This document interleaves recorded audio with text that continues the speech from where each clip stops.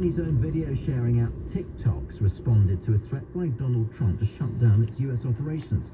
The president's repeated concerns about the privacy of users' data. TikTok said it's receiving an outpouring of support from millions of people now and insists it's staying put. Technology expert Will Guide detects a little hypocrisy. Trump himself has spent a great deal of US money on purchasing cell phone information, so information about geolocation and stuff. Exactly the types of things he's suggesting could be reported back from TikTok in the US to China. Weather here, a mix of sunny spells and scattered showers for England and Wales. Earlier rain further west, some heavier showers forecast later in the north, Scotland and Northern Ireland. Feeling warmest today in the southeast with a high of 25 degrees. From Global's newsroom, I'm Bill Overton. It's Lidl's pick of the week. Save up to 45% on 12 fresh deals. Like barbecue pork kebabs, British rump steak and chicken drumsticks from only $1.29. And baby leaf salad, a pineapple and deluxe British new potatoes from just 49p. All this and more in store now. Now that's big on quality and always Lidl on price. Subject to availability, selected stores excludes NI.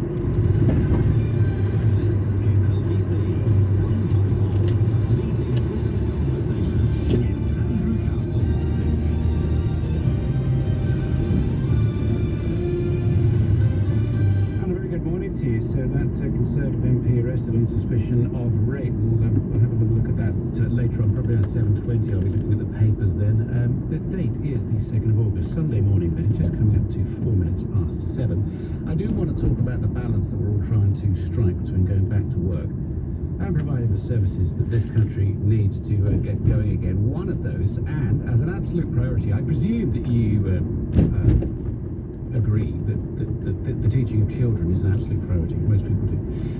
Teachers and parents apparently need greater clarity on the reopening of schools amid a rise in coronavirus cases. This is the head of a leading teachers union, Patrick Roach, that is, who'll be extensively quoted today. He's the General Secretary of the NASUWT, said teachers need extra details to prepare for pupils' return. Now let's have a look at that date again. It's the 2nd of August now, and we are 1 month away in England, and of course in Scotland, where this is a devolved matter, they'll have their own issues, but this union represents 300,000 people in the business, and they're needing greater clarity now. You can see what's going to happen here.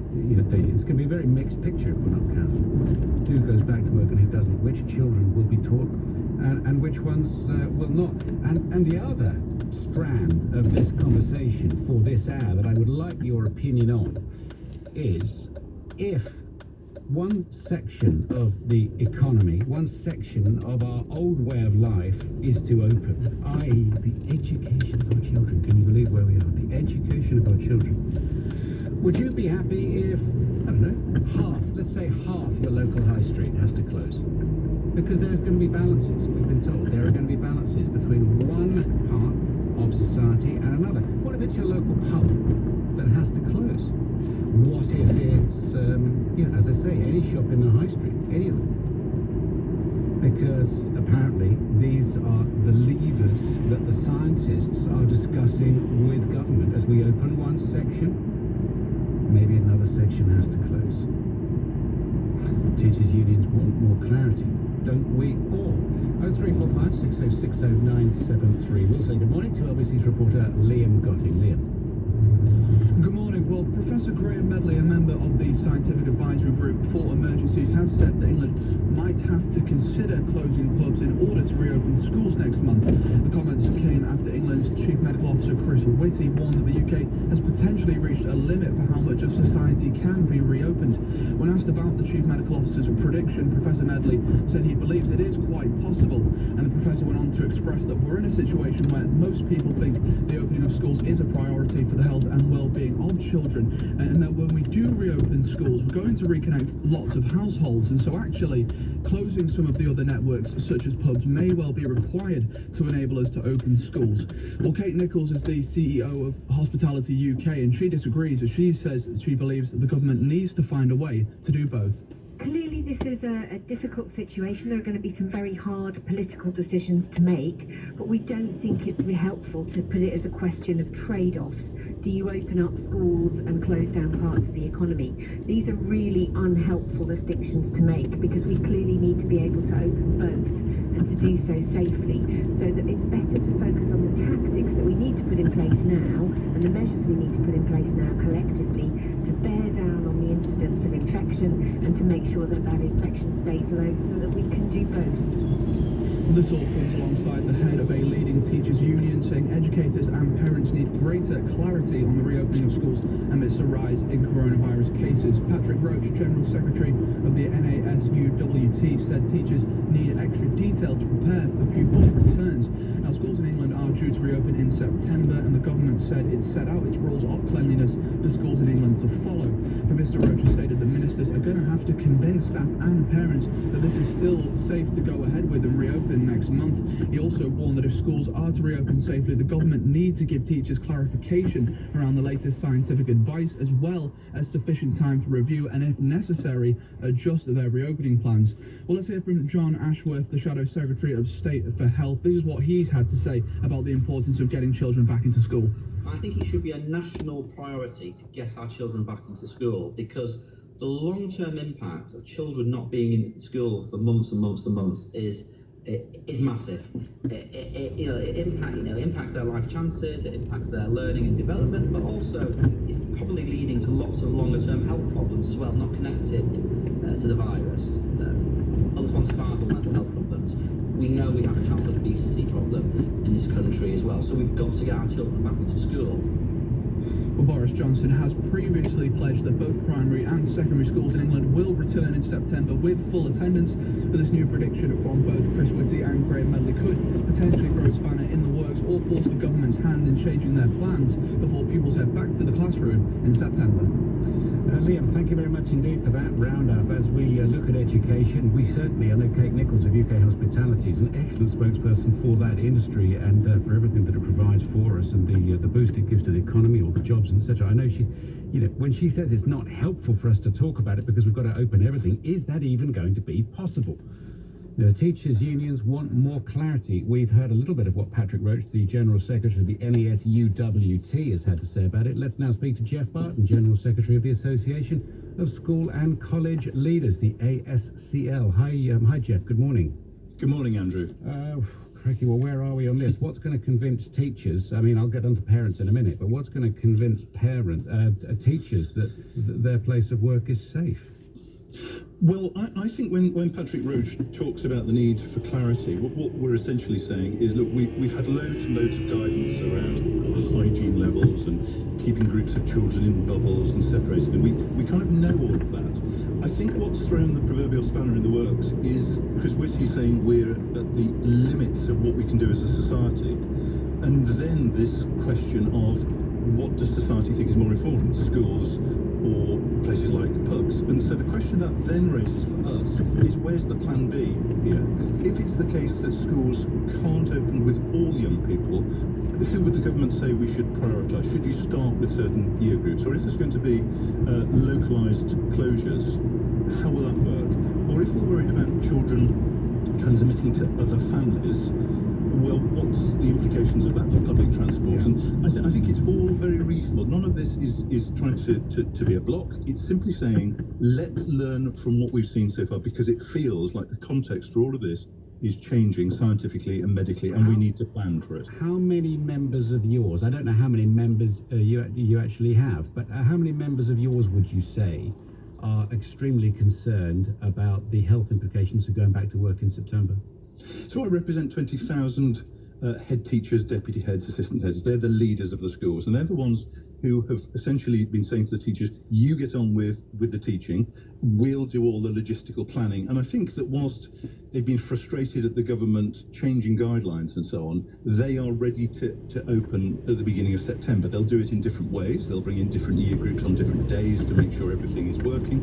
They're ready for that. So none of that is essentially saying we won't be able to open. But equally, what they are going to be saying is, For example, the government has said it's going to run a full suite of exams in October, full suite of A-level exams. Well, what if some children can't do those A-levels? It's not unreasonable to say, what's plan B, what's the backup there?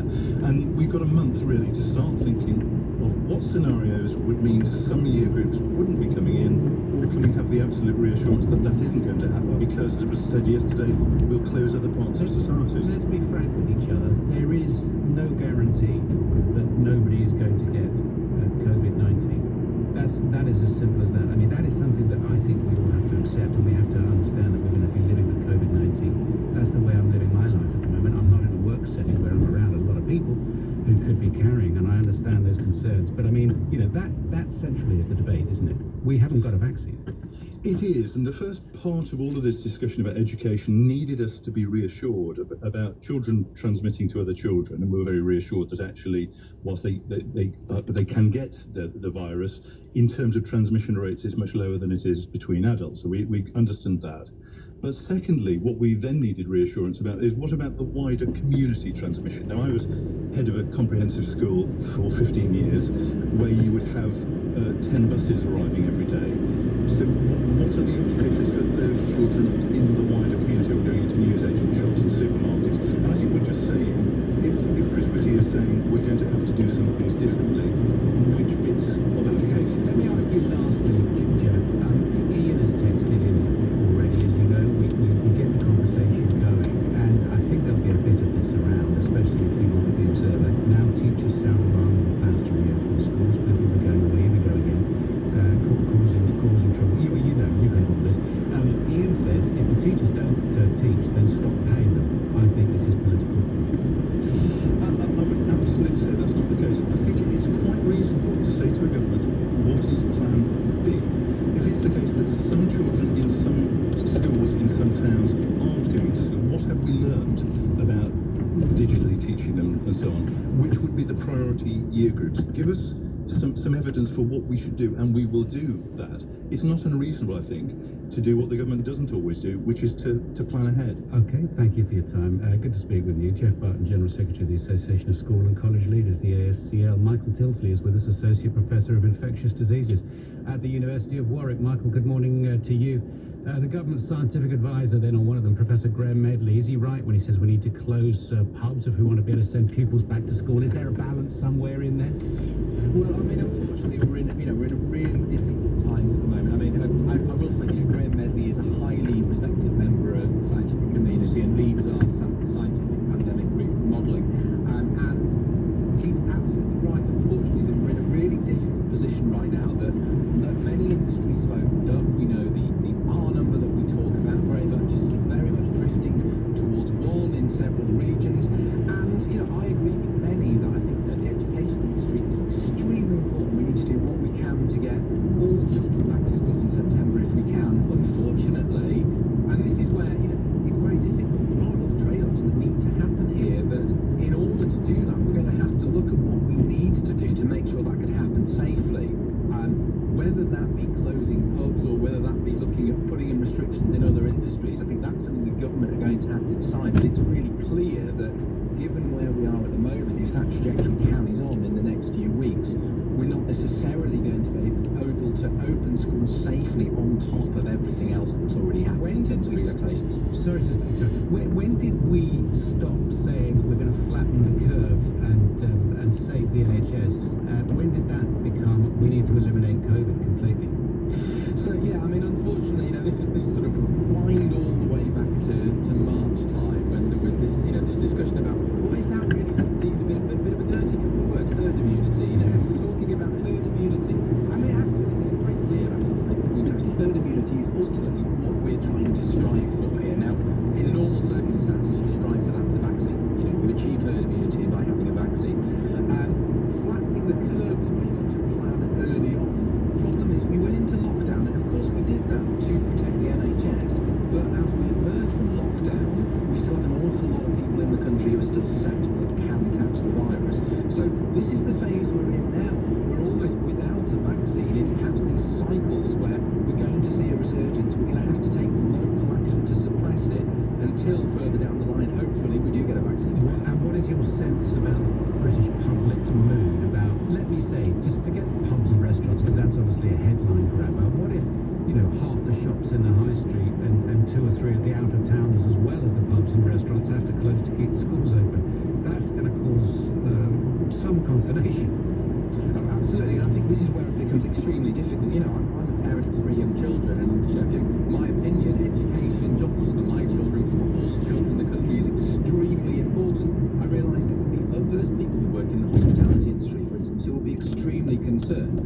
So I think it's a very, very difficult decision. The problem is it's impossible to prioritise both public health and the economy. We're in a situation here where trade-offs need to be made, and I think that's extremely difficult. We need to make very, very difficult decisions over the weeks to come that try to minimise the risk of public health whilst trying to protect the economy, and that's really an impossible decision that I think the government are going to have to make in the coming weeks. Michael Tilson, thank you, Associate Professor of Infectious Diseases at the University of Warwick. Here it is. 0345 606 0973. Quite simple. What would you do? Public health versus the economy. What would you lose on your high street so that somebody else's children could be educated? Or do you understand that education is a part of the future and a vital part of the future for